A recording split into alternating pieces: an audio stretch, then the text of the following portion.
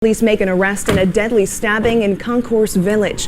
Police say they have arrested and charged Juan Rivas in the death of Yesenia Hall. She and her teenage son were both brutally stabbed in the neck inside of an apartment building on Sherman Avenue just before 7 o'clock yesterday morning. Most people on Sherman Avenue were still asleep. It wasn't even 7 in the morning. Saturday, the kind of morning where the whole block is quiet. The kind of quiet where you can hear everything through the walls, and then screaming, loud enough to wake up the whole floor. A woman's voice, desperate, raw. The kind of screaming that doesn't sound like an argument anymore. The kind that sounds like someone fighting for their life. Stop, stop. I'm gonna die. That voice belonged to Yesenia Hall. She was 42 years old, a mother. She lived in that apartment on Sherman Avenue in the Bronx with her teenage son. And on that Saturday morning, the man inside that apartment with her was not trying to calm her down. He was the reason she was screaming, and she was right. She was going to die. So, let's talk about it. When the clock strikes midnight, the truth comes out. I'm 12 a.m. crime, and every single day I bring you real cases of domestic violence that turn deadly. The stories the system tried to bury, the victims who deserve justice. If you're about that raw, unfiltered truth, hit subscribe. New case drops every day at midnight. Don't sleep on justice. This is 12 a.m. crime. Yesenia Hall lived in the Highbridge area of the Bronx, in a neighborhood called Concourse Village. If you know the Bronx, you know Sherman Avenue. Working class, tight-knit. The kind of block where people know each other's business, whether they want to or not. The kind of place where sound travels. She was 42. She had a son, 16 years old, living with her in that apartment. That boy was her world. And like a lot of women raising kids in New York City, she was doing what she had to do, in the space she had, with the people around her. One of those people was Juan Rivas. Rivas was 45 years old. Authorities would later describe him as Hall's boyfriend. He was someone she knew, someone who had access to her home, someone who was close enough to her life that when something went wrong, he was already inside the door. Now, we don't have a long history on their relationship. What we do know is that at some point, Juan Rivas became a presence in that apartment on Sherman Avenue. And at some point, that presence started to change the energy in that building. Because the neighbor next door? She had something to say, and what she said is the part of this story that should make all of us stop and think. Moving on. Because we need to get to that neighbor. Because what she said matters more than anything a detective filed in a report. The neighbor next door had been living beside that apartment, close enough to hear, close enough to know. And when news crews showed up on Sherman Avenue, after everything went down, she told them plainly, this was not the first time she had heard commotion coming from that apartment. She is saying that what happened on February 28th was not some random, out-of-nowhere explosion. There had been noise before. There had been something before. Enough times that it registered. Enough times that it was a pattern she recognized. And yet, Yesenia Hall never came out to ask for help. That detail right there is so important, because that is exactly how this works. That is exactly how women in these situations move. You don't want to make it a whole thing. You don't want people in your business. You think you can handle it. You think it won't go that far. You tell yourself it's fine, and then one morning it is not fine. And the people on the other side of the wall are the ones left with the memory of what they heard. Be so for real right now. The neighbor wasn't out there watching. She was in her room sleeping. Her daughter is the one who heard it first. Her daughter came and got her. Said, "It's like something's not right, Mommy." A child sensed it before the adults could respond. That alone should shake you. Because by the time that neighbor was awake, by the time anyone was moving toward that door, the screaming had already stopped. That silence after the screaming, that is the most terrifying sound in this entire story, because silence doesn't mean it's over. Silence means it is done. And it was done. Yesenia Hall had been stabbed multiple times. In the neck, the torso, the back. Her 16-year-old son had been stabbed too. In the neck, in the back. This child, who was in his own home, in what should have been the safest place he knew, was stabbed by the man his mother had let into their lives. That's wild. That is genuinely, deeply wild. And I don't say that lightly. At the end of the day, there are details in this story that point to something a lot of us in this community already know, which is that the warning signs are almost never invisible. They are just ignored by systems, by neighbors who don't want to get involved, by the women themselves who are trying to survive inside the situation the best way they know how. And sometimes, surviving inside it means you never get to survive out of it. Yesenia Hall did not get to walk out of that building. Her son did. Barely. And the man responsible, he walked right out of that neighborhood thinking he had somewhere to go. We'll get into that next. It was just before 7 in the morning when Sherman Avenue was still doing what Saturday mornings do, sitting still. The bodegas hadn't fully opened. The trains were running light. Most of the building was asleep, or close to it. Inside that apartment at 956 Sherman Avenue, something had already been going wrong for a while. We don't know exactly when it started that morning. What was said, what was done, what pushed things past the point of no return. What we know is that at some point, Juan Rivas picked up a weapon inside that apartment, and he used it. He stabbed Yesenia Hall in the neck, in the torso, in the back. Multiple times. Not once. Not in a moment of sudden chaos where maybe you could stretch your imagination to explain it away. Multiple times. That is a choice made over and over again in the same few minutes. Now hold on, because her son was there. Her 16-year-old son was in that apartment while this was happening to his mother, and at some point, during that attack, Rivas turned on him too. He stabbed the boy in the neck and in the back. A teenager, in his own home, on a Saturday morning. Why would you even? No. We're not going to spend time trying to get inside the logic of that, because there is no logic there. There is only what he did. The neighbors heard her screaming, "Stop, stop." And then she said the words that nobody who heard them that morning will ever forget. "I'm gonna die." And then the screaming stopped. The neighbor's daughter had already woken her mother up by then, had already said something wasn't right, but the door was closed, the walls were between them and her, and Yesenia Hall was on the other side of those walls, alone with a man who had already made up his mind. By the time the call went out, it was done. Emergency responders got to that apartment and found both of them, Yesenia and her son, with stab wounds to their upper bodies. They were both rushed to NYC Health and Hospitals. Lincoln, that's the trauma center closest to that part of the Bronx. And that ride to the hospital for Yesenia Hall was the last ride she would ever take. She was pronounced dead at Lincoln Hospital. Her son survived.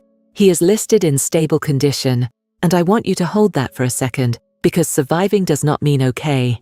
That boy is going to wake up every single day for the rest of his life, knowing what happened in that apartment, knowing what he saw, knowing what was done to him. Surviving a stabbing and surviving that morning are two very different things. Yesenia Hall was 42 years old. She did not get more mornings after that one. Let's not forget that. The 44th Precinct got the call, and officers arrived at 956 Sherman Avenue shortly after 6:30 in the morning. When they walked into that apartment, the scene told them everything they needed to know about how violent the attack had been. 2 people stabbed in their upper bodies, one of them already beyond saving by the time help arrived. The priority at that moment was clear. Find Juan Rivas. Now here is where it gets interesting, because Rivas did not stay at the scene. He left. He walked out of that building after stabbing a woman to death and stabbing her teenage son, and he went somewhere. He thought he had time. He thought distance was going to do something for him. So what happened? The police put together a wanted flyer. That is not the most high-tech move in the investigative playbook, but sometimes the most straightforward tools are the ones that work. They got a description out. They got his face circulating. And they waited. That's wild in the best way, honestly. Because sometimes the thing that catches people is not some elaborate forensic breakthrough. Sometimes it is just somebody recognizing a face, and that is exactly what happened. Later that same evening, the same day as the attack, Juan Rivas was recognized from that wanted flyer. Officers arrested him. Same day. The same Saturday that Yesenia Hall lost her life, the man accused of taking it was already in handcuffs. Authorities confirmed that Rivas was known to the victims. He was Hall's boyfriend. The stabbing, they said, appeared to have come out of a domestic dispute. That phrase, domestic dispute, gets used so often in these cases that it almost starts to sound routine, like it explains something, like it gives context that makes it make sense. It does not make it make sense. A domestic dispute is not a thing that happens to you. It is not a weather event. It is a choice made by a person who decided that the way to handle a conflict with the woman he was with was to reach for a weapon and use it on her and her child. And say it again for the people in the back. Her child was there, her son, her 16-year-old, and Rivas stabbed him too. The neighbor who spoke to the press after the arrest said she never saw Yesenia come out of the apartment during the attack. Yesenia never knocked on her door, never called out for help, whether that was fear or pride, or just the reality of being in a situation where you don't think you have time to ask. We will never know. Because she is not here to tell us. What we do know is that the neighbor heard it. Her daughter heard it. The building heard it. And none of that was enough to stop it. The investigation confirmed what the scene already showed. This was not random. This was not a break-in, not a stranger, not someone off the street. This was someone Yesenia let into her life. Someone who had been in that apartment before. Someone the walls of that building already had a history with. And now, Juan Rivas was sitting in a police precinct while Yesenia Hall's body was at Lincoln Hospital. And her teenage son was in a hospital bed, trying to recover from wounds that should never have existed. The case moved fast from the scene to an arrest. But fast arrests don't undo what was done. They don't give back what was taken. They just mean the next chapter moves from the street to a courtroom, and that is exactly where we are going. Hall died at the hospital, and the 16-year-old, her son, is still recovering. We spoke with a neighbor next door who says this is not the first time they heard commotion coming from the apartment. Did you see her come out? No, I didn't see anything. Like I said, I was in my room sleeping. I didn't see nothing. She didn't ask for help? My daughter heard the commotion. She came and got me. It's like something's not right, Mommy. Rivas faces several charges in this attack, including murder, attempted murder, and manslaughter. No word on when he'll face a judge. Juan Rivas was arrested on the evening of the same day he stabbed Yesenia Hall to death. Same day, within hours, and when he stood before a judge, the list of charges read against him was long. Murder, attempted murder, manslaughter, assault, and criminal possession of a weapon. The judge looked at the case in front of them and made a decision. No bail. Juan Rivas was sent to Rikers Island to wait for his next court appearance. He was not going home. He was not getting to sleep in a familiar bed or walk a familiar street while Yesenia Hall's family tried to figure out how to bury her. And that is where the legal chapter of this story currently sits. The courtroom will do what courtrooms do. Take their time, weigh their evidence, follow their process. But the facts of that morning are already laid out. 2 people stabbed inside their own apartment. 1 dead, 1 recovering, and a man arrested the same day with her blood still on that Saturday. The audacity to think that leaving the scene was going to be the end of it. To think that a wanted flyer and a city full of eyes wasn't going to catch up with him by sundown. Try again. But here is the thing about courtrooms and charges and bail decisions. None of it brings Yesenia Hall back. None of it unscars her son. The system can do what it is built to do, and it still cannot touch the actual damage that was done in that apartment before 7 in the morning on a Saturday in the Bronx. So we're just gonna move past the courtroom, because the real conversation, the one that matters for every person watching this right now, is not about what a judge decides to call it. It is about what we decide to do with what we know. Yesenia Hall was 42 years old. She was a mother. She lived on Sherman Avenue in the Bronx, and she loved her son enough that he was right there with her, in her home, part of her everyday life. That is who she was before any of this. A woman, a mother, a neighbor that the building knew by the sounds of her space. She deserved to grow old. Her son deserved to grow up with her, and instead, he is 16 years old, recovering from stab wounds, carrying the memory of that morning, and now moving through the rest of his life without the one person who was supposed to always be there. No, because that is the cost that never makes it into a charge sheet. That boy's grief is not a line item in the case file, but it is real. And it is permanent. Let me tell you something. The neighbor said this was not the first time she heard commotion from that apartment. Not the first time. And I keep coming back to that, because it is the part of this story that lives beyond Yesenia. It is the part that is happening right now, tonight, in buildings across every city in this country. Walls that are thin enough to hear everything. Neighbors who hear the noise and go back to sleep because it is not their business. Women who never knock on the door to ask for help because they are trying to manage something they should never have had to manage alone. At the end of the day, domestic violence does not announce itself. It does not show up wearing a sign. It shows up slowly, quietly, in the spaces between people who are supposed to be close, and by the time it gets loud enough for a whole floor to hear, it is usually already too late. Yesenia Hall's name will not be reduced to a case number or a statistic in a report about Bronx crime.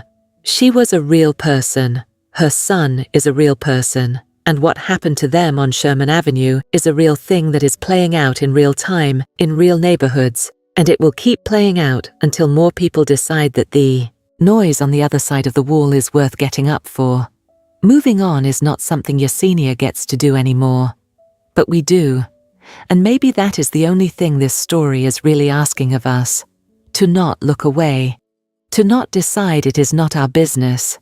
To not wait until the screaming stops to start paying attention, because by the time it goes quiet, it is already over. Her name was Yesenia Hall. Say it again. Yesenia Hall. And that is on that. If this story hit you the way it hit me, share it.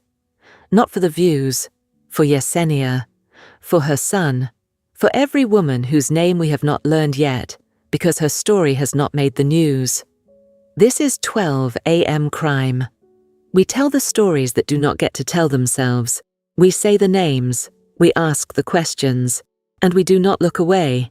If you are in a situation that feels familiar to anything you heard today, please reach out to someone.